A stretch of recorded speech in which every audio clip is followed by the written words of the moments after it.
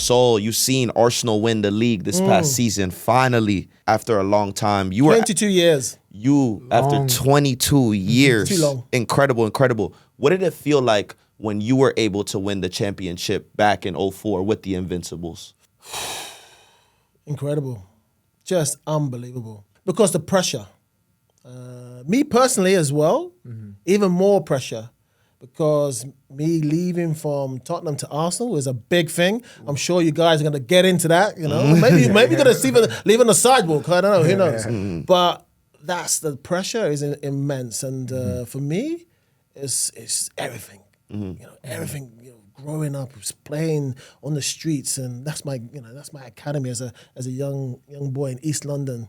You know, working class background, but to win the Premiership and be the best team, after 38 games is just incredible, and the power that gives you, and then you got to go a game, but the power and the relief and the honor, because not many people can get that kind of special accolade. Not only winning the league, but going invincible, not a single loss. Not a single loss. 100 years record broken, and that's it. I think the last team was like over 100 odd years, and it was either Preston or Chesterfield, one of those. Well, there's 12 teams in the league, right? And they probably were drinking beers and smoking and in the baths and things like that, and it wasn't really, really professional. And that's that record has stood the time, and we've gone and broke that record, and it still hasn't been broken. We still, Invincibles. And then we went on to kind of even more games, 49, and we broke another record that Nottingham Forest had, but there was over 2 seasons. We had like 1 season and then half a season the next season. So that record of 49 games without beaten is, I think the British record is held by Celtic. I think they got 62 games. Incredible, man. So obviously that Invincibles team was just so iconic. Thierry Henry, yourself, Dennis Bergkamp, Robert Pires. We could name the legends on the list. But what was it like going through a title charge like that? Because obviously when we saw from Arsenal this year, one of the main components of Arsenal that people didn't really enjoy was the set-piece tactics, going up 1-0 and not trying to, score more goals. Was there ever a period within that Invincible cycle where you guys were going into the games like a little bit reserved? Or what was your guys' mentality going into every game? There was one part, we kept on losing the games. We lost the Champions League, we lost the FA Cup as well, one of the rounds, I think quarterfinals, semifinals to Man United or something like that. And then it started wobbling, and then we met Liverpool, and it was a tough game. It was like, Thierry, turned up and did some amazing skills against, I think you can all see how he, went an amazing run and scored an incredible goal. And we were shaky then. We were really shaky. You're thinking, shit, man, like everything's going to fall apart.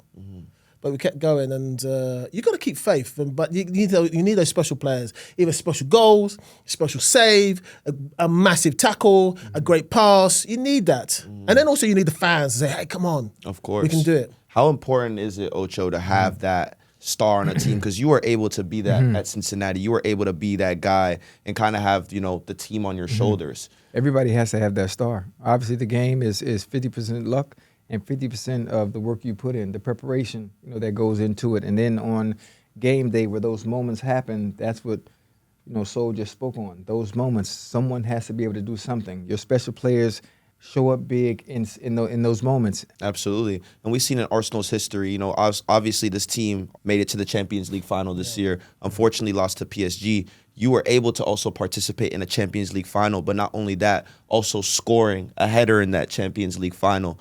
Could you just tell us a little bit about what are the emotions going into a game of that caliber? Well, for me, it was kind of back end of my career, and I kind of knew that would probably be my last chance to win the Champions League. And I went through a really sticky moment leading up, say, 2-3 months before that. I thought I was going to play. I had big problems, trying to get back in the team. And then the opening happened. A couple of guys got injured.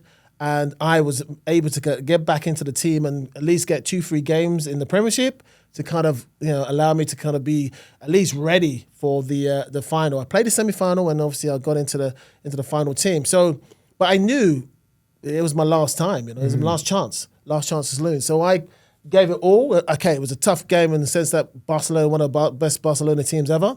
But the thing for me, going 10 men for 70% of the game, scoring a goal is incredible. I take that goal away to win the Champions League because it was my last shot. Other guys, Thierry didn't win it there. Went on to Barcelona. He won the Champions League. He's got he's got it all locked down. He's got everything. But I knew that was my last chance. Football fans, ChatGPT is now a partner for your most ambitious work. With permission, ChatGPT work can reach far beyond the chat window. It could work directly with your local desktop files, pulling open the scouting spreadsheet sitting on your desktop and updating it in one place. It can interact directly with your desktop apps with no need for you to switch windows. With computer use, it can also operate across your computer and browser, clicking, navigating, and getting things done in collaboration with you. Put ChatGPT to work on your most ambitious ideas and projects. Get started at chatgpt.com by selecting work mode, available on Plus and Pro plans.